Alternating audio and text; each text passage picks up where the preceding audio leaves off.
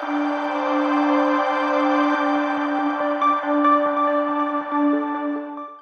दोस्तों, नमस्कार। Dream campus में आपका स्वागत है। दोस्तों, रेड फोर्ट मेट्रो स्टेशन पर जो कार ब्लास्ट हुआ वो बहुत ही दुखद था और ऐसा नहीं होना चाहिए था। हमारी जो सिक्योरिटी एजेंसीज़ हैं उनको एक्टिव होना चाहिए था और इसको पहले ही न्यूट्रलाइज कर लेना चाहिए था। दोस्तों, आज का जो डिस्कशन है, मैं इस बात पे नहीं जाऊंगा कि कौन इसमें दोषी है और क्यों दोषी है, बल्कि मैं इस बात पे चर्चा करूंगा कि आखिर में इंडिया में कौन कौन से सिक्योरिटी चैलेंजेज हैं, कहाँ कहाँ पे हम चूक गए जिसकी वजह से यह सारी घटनाएं घटी। ठीक है, तो अगर हम बात करें वर्तमान घटना की, तो दोस्तों एक तो ये घटना जो हमारा ट्रेडिशनल कॉन्फ्लिक्ट जोन है वहाँ ना हो करके, बल्कि हमारा जो इकोनॉमिक और पॉलिटिकल जोन है, जो इकोनॉमिक एंड पॉलिटिकल सेंटर है, वहाँ पे हुआ।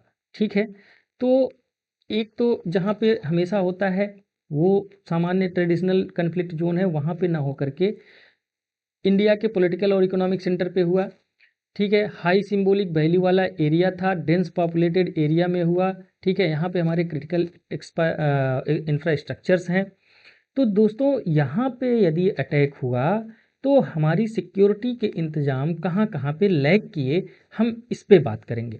साथ में हम इस पे भी बात करेंगे कि आने वाले समय में हमको कहाँ किस चीज़ पर ज़्यादा ध्यान देना है, किस चीज़ में हमको सुधार करना है, ताकि इस तरह की घटनाओं को हम रोक सकें, इन तरह की घटनाओं से हम बच सकें। सबसे पहला जो दिक्कत हुई दोस्तों, सबसे पहला जो चैलेंज था वो ये था कि जो यहाँ पे ब्लास्ट हुआ वो व्हीकल वॉर्न इम्प्रोमाइज्ड एक्सप्लोसिव डिवाइस के थ्रू किया गया, मतलब कि कार के थ्रू किया गया। ठीक है, एक कार को ले जा करके प्लेस किया गया और यहाँ पे जो एक्सप्लोसिव थे उसको रिमोटली ऑपरेट किया गया।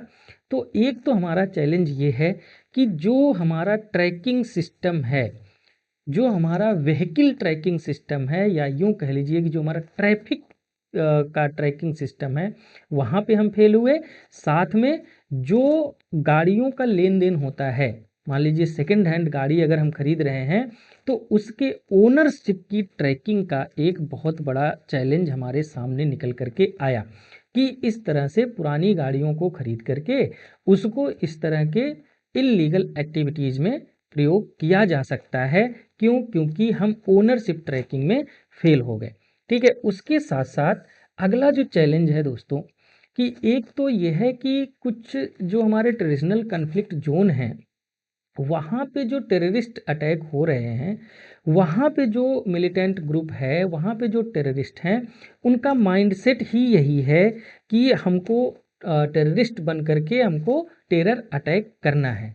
लेकिन यदि हमारे बीच में रहने वाले लोग, हमारे हाईली एजुकेटेड इंडिविजुअल्स का अगर ब्रेन वॉश करके मिलिटेंट ग्रुप कहीं दूर बैठ करके उनको स्लीपर सेल की तरह रिक्रूट कर रहे हैं, तो यह हमारे बहुत सारी व्यवस्थाओं पे सवाल खड़ा कर देता है। हमारा इकोनॉमिक डेवलपमेंट, हमारा सोशल डेवलपमेंट, हमारा हेल्थ मेंटल डेवलपमेंट, हमारा साइकोलॉजिकल डेवलपमेंट, हमारा एजुकेशन सिस्टम, हर चीज़ पे सवाल खड़ा कर देता है। ठीक है, उसके साथ साथ और जो चैलेंजेज हुए, आप देखिए कि जो ये पूरी प्लानिंग की गई और जो ये ऑपरेट किया गया वह 3 स्टेट्स में फैला था, हरियाणा, यूपी और दिल्ली में। उसके साथ साथ जो इंटरनेशनल लेवल पर टेररिज्म को ख़त्म करने के लिए कोऑपरेशन है, एक दूसरे का सहयोग करना जो है वह भी विफल हुआ। क्यों? क्योंकि जो मेन हैंडलर था इसका वो टर्की में बैठा हुआ था। टर्की में बैठ करके पूरा प्लान को बना करके यहाँ पे एग्जीक्यूट करवाया। ठीक है, तो अब आप ये समझिए कि एक तो मिलिटेंट ग्रुप जो जेएनके में है, उन्होंने क्या किया, यहाँ पे ट्रेनिंग दी, यहाँ पे प्लानिंग करी यूपी, हरियाणा और दिल्ली में। साथ में इसमें जो जेम और अंसार के कनेक्शंस बैठे, मतलब जैसे मोहम्मद और अंसार गजावत के जो लिंक बनाया गया, यह भी आप सोचिए कि दूर कहीं बैठ करके कोई प्लानिंग की गई और किसी कंट्री में, इंडिया में लोगों को ट्रेन किया गया, रिक्रूट किया गया, ब्रेन वॉश किया गया, प्लान तैयार किया गया और एग्जीक्यूट भी कर दिया गया, लेकिन हमको भनक तक नहीं लगी। इसका मतलब ये कि जो इंटर स्टेट कॉपरेशन है, जो इंटरनेशनल कॉपरेशन है, इंफॉर्मेशन शेयरिंग है, वहाँ पे हम चूक गए, वहाँ पे दिक्कत हो गई। ठीक है, इसके अलावा अगर हम बात करें कि और हम कहाँ पे चूके, कहाँ पे हमारी सिक्योरिटी लैग की, आप ये सोचिए कि 3000 किलोग्राम्स एक्सप्लोसिव बरामद हुआ है जब हमने रेड किया तब। अब आप ये सोचिए कि ये 3000 किलो एक्सप्लोसिव को खरीदना, खरीद करके उसको टारगेटेड प्लेस तक पहुंचाना, ये इतना आसान तो 1 घंटे 2 घंटे का काम तो रहा नहीं होगा। तो इस तरह के जो एक्सप्लोसिव खरीद करके ट्रांसपोर्ट किए गए, उसको भी हम ट्रैक नहीं कर पाए। ठीक है, तो यह भी हमारे लिए एक सिक्योरिटी चैलेंज है।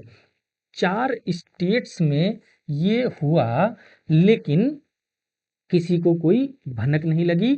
यदि हम JNK को भी इसमें इंक्लूड कर लें, जहाँ से बैठ करके प्लानिंग की जा रही थी, तो टोटल 4 स्टेट्स थे जहाँ पे इन सब चीज़ों को ऑर्गेनाइज किया गया, जहाँ पे हर प्लानिंग को साकार करने के लिए लोग एक दूसरे से कम्युनिकेट भी किए, लोग एक दूसरे से मिले भी और लोगों ने ट्रांसपोर्ट भी किया एक्सप्लोसिव। उसके साथ साथ यदि सही समय पर हम मान लीजिए अगर ब्लास्ट हुआ भी, उसके बाद भी अगर सही समय पे हम एक्शन में आते, तो जो एक भाग गया उसको भी हम पकड़ सकते थे, उसको भी हम लोग जो है अरेस्ट कर सकते थे। उसके साथ साथ कहाँ पे दिक्कत हुई, इंटेलिजेंस कोऑर्डिनेशन गैप हुआ। ठीक है, लास्ट माइल फेलियर हुआ between centre and state agencies. किसी भी, देखिए ब्लास्ट हुआ उसके बाद हमको रेड करनी थी, तो स्टेट और सेंटर मिल करके जितनी भी एजेंसीज हैं सबको काम करना चाहिए था, लेकिन वहाँ पे हम क्या हुए, लैग कर गए। ठीक है, तात्कालिक रूप से एक दूसरे के साथ हम इंफॉर्मेशन भी नहीं शेयर कर पाए, और जो हम रेड करने जा रहे थे वो भी अच्छे ढंग से नहीं हो पाया। उसके साथ साथ टेरर फाइनेंसिंग, यह एक बहुत बड़ा इशू है जिसको हम नहीं रोक पा रहे हैं, जिसकी वजह से इस तरह की घटनाओं का अंजाम दिया जा रहा है। अगर किसी भी प्लान को सक्सेसफुल करना है तो पैसा चाहिए। अब इनको फाइनेंस कैसे हो रहा है, फाइनेंसिंग कहाँ से हो रही है, इसका कुछ अता पता हम नहीं लगा पा रहे हैं। तो उनके पास यदि पैसा होगा तो वो मैसिव एक्सप्लोसिव्स को खरीदेंगे, इकट्ठा करेंगे और उससे फिर इस तरह की विभत्स घटनाओं का अंजाम भी देंगे। ठीक है, और एक अगला जो चैलेंज है हमारा वो है पब्लिक स्पेस वल्नरेबिलिटी। मतलब कि जहाँ पे हाई गैदरिंग प्लेस है, जहाँ पे हाई पॉपुलेटेड एरिया है, मार्केट है, या फिर कोई इस तरह का हिस्टोरिकल मॉन्यूमेंट वाला प्लेस है, तो वहाँ पे लोगों की गैदरिंग होती है। और ऐसी जगह की सुरक्षा करने में हम लोग फेल हुए, जो कि क्या होता है, बहुत ही सॉफ्ट टारगेट होता है किसी भी टेरर या मिलिटेंट ग्रुप के लिए। ठीक है, अब अगर हम बात करें कि हम क्या क्या कर सकते हैं, हम इन तरह की घटनाओं को अंजाम देने से कैसे लोगों को रोक सकते हैं, कैसे मिलिटेंट ग्रुप को रोक सकते हैं, अगर उस पर हम बात करें तो मोस्ट इम्पॉर्टेंट चीज़ ये है कि आपका रियल टाइम इंटेलिजेंस फ्यूजन होना चाहिए। मतलब ये कि आपका जो इंटेलिजेंस सिस्टम है, जो इंटेलिजेंस गैदरिंग का सिस्टम है, वो बहुत ही स्ट्रांग होना चाहिए। और केवल गैदरिंग ही नहीं, बल्कि उसको सभी एजेंसीज के साथ शेयर करना यह बहुत ज़रूरी है। उसके साथ साथ हम क्या करेंगे, जो हमारे अर्बन एरियाज़ हैं, ठीक है, मतलब कि जो बहुत ज़्यादा पॉपुलेटेड एरिया है, मेट्रो स्टेशन है, कोई हिस्टोरिकल मॉन्यूमेंट वाले प्लेस हैं, कोई मेला क्षेत्र है, कोई इस तरह से आइकॉनिक प्लेस है, ठीक है, यहाँ या फिर जहाँ पे हमारी इकोनॉमिक एक्टिविटीज़ हो रही हैं, इनको सिक्योर करना बहुत ज़रूरी है। इनको सिक्योर करने के लिए हम क्या क्या कदम उठा सकते हैं, फॉर एग्जांपल कि हम AI ड्रिवन सर्विलांस लगा सकते हैं, हम हाई रेजोल्यूशन CCTV कैमरे लगा सकते हैं, हम फेशियल रिकग्निशन की व्यवस्था कर सकते हैं। उसके साथ साथ ट्रैफिक में हम व्हीकल को ट्रैक करें, मतलब जो हमारी व्हीकल्स, जो हमारी गाड़ियाँ चल रही हैं, उनको प्रॉपर तरीके से हम ट्रैक करें, चेकिंग करें। हाँ, ये बात अलग है कि इस तरह की चेकिंग ना करें कि आम जनता को, आम पब्लिक को भी समस्या हो। लेकिन हम क्या कर सकते हैं, जो हमारे अर्बन सिटीज़ हैं, जो हमारी बड़े बड़े शहर हैं, जहाँ पे हमारे ज़्यादा लोग गैदर होते हैं, उनकी सिक्योरिटी सुनिश्चित करना बहुत ज़रूरी है। अगला हम क्या कदम उठा सकते हैं, काउंटर रेडिकलाइजेशन प्रोग्राम। मतलब ये रेडिकलाइजेशन का मतलब दोस्तों ये होता है कि जो ब्रेन वॉश करते हैं, सीधा सीधा भाषा में आप ये समझिए कि जो ब्रेन वॉश करते हैं या इस तरह की गतिविधियों को करने के लिए लोग उकसाते हैं, उसको हम रेडिकलाइजेशन कहते हैं। तो काउंटर रेडिकलाइजेशन जो है प्रोग्राम करने की ज़रूरत है, खास करके जो एजुकेटेड यूथ है हमारा, उनका। मतलब ये कि देखिए, एक सिंपल सी बात है, अगर किसी भी समाज में कोई एजुकेटेड यूथ है तो ब्रेन वॉश करने वाले लोग तमाम हैं, बहुत सारे मिलिटेंट ग्रुप हैं या इंडिविजुअल लोग भी होते हैं। तो बचना ये है कि रेडिकलाइजेशन से कैसे बचा सकते हैं कि आप उनको प्रॉपर एम्प्लॉयमेंट दीजिए। हालांकि इस कार ब्लास्ट वाले में तो ये भी एक फेल हो गया कि एम्प्लॉयमेंट उनको मिलना चाहिए, अच्छा एजुकेशन मिलना चाहिए, अच्छी हेल्थ फैसिलिटीज़ मिलनी चाहिए। कुल मिलाकर के अब कुछ नहीं है, कुल मिलाकर के रेडिकलाइजेशन को किसी न किसी तरह से रोकना पड़ेगा, चाहे वो जो भी उपाय आप अपनाइए।